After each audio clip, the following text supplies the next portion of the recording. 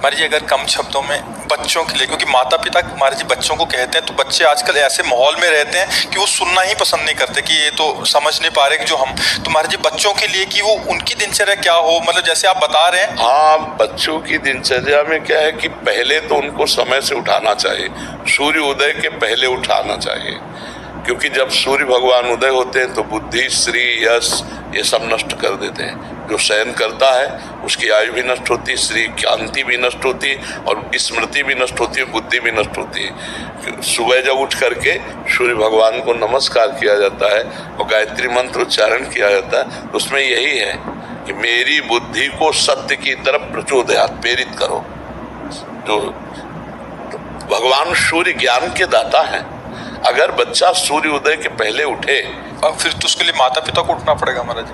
हाँ, पर आज की दिनचर्या है 2-3 बजे सोना और 11 बजे उठना, तो हमारा तो कोई मेल ही जोल नहीं पाता है। हमारा तो 11 तो कम में 2 बजे उठते हैं दिन में। हाँ, दिन में बताओ 2 बजे 2 बजे रात्रि के उठते तो हमारे से मिल जाती बात की, हम 2 बजे रोड में आ जाते।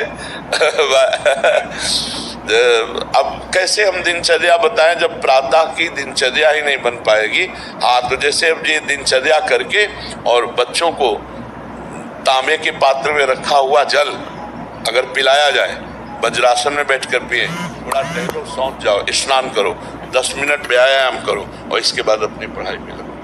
तांबे के जो पात्र में रात भर जल रखा रहा है उसमें पावर होता है, बौद्धिक शक्ति और पेट साफ करने का पवित्र जल होता है। अगर उसको गर्म कर लेते हैं तो पेट के लिए और लाभदायक होगा। थोड़ा आप गर्म करके उस जल को लेकर शौच करके स्नान करके व्यायाम करें और व्यायाम करके पढ़ाई करें, और हम उस पढ़ाई के समय ये भाव करें ये हमारे भगवान की पूजा है। क्योंकि बच्चों को ज्यादा पूजा पाठ में, पढ़ाई में लगाओ, पढ़ाई करें। और इसके बाद जब बाल भोग पाने का समय, तो 10 मिनट राधा नाम कीर्तन करो और वो बाल भोग पाओ। 10 मिनट नाम के बाल भोग और फिर अपने स्कूल जाओ। मोबाइल आदि दे तो उनकी सावधानी रखे। और शाम के शयन करते समय बच्चे को चाहिए 10 मिनट भगवान नाम स्मरण करते हुए ये देखे कि हमसे आज कौन सी गलती हुई, और उस गलती को बार बार सोचे कि आगे से गलती नहीं होगी।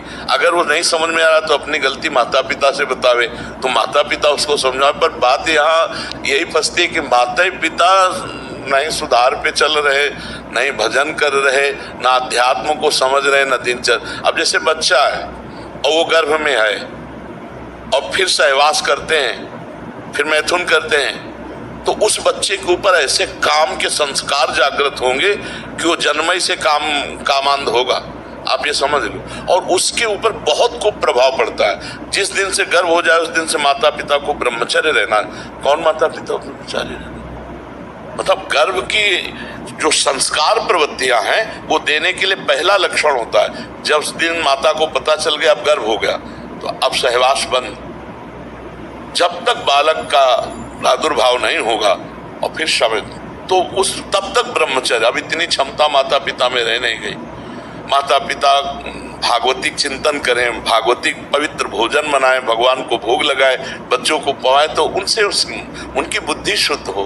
अब ये सब होता होगा किन्हीं घरों में, लेकिन सब घरों में तो ऐसा नहीं होता होगा।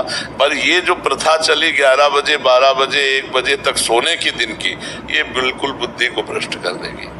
सूर्य भगवान के उदय होते जो आदर नहीं करता भगवान सूर्य का, और तो कम से कम उठ जाए, इतना आदर कर ले कि सैया छोड़ दे। मतलब ना अर्घ दे ना संध्या करे, उसकी बुद्धि नहीं काम कर रही, पर इतना तो कर दे। अब बताओ, जब आप कहते हो कि 2-2 बजे दिन तक लोग सोते हैं। हाँ, एक यहाँ भगत जी आए थे, उन्होंने कहा 11 बजे के पहले तो मिल ही नहीं सकते, क्योंकि 11 बजे तो हम सो के उठते हैं, और यहाँ 11 बजे हमारी सारी दिनचर्या समाप्त हो जाती है 12 बजे रात्र से।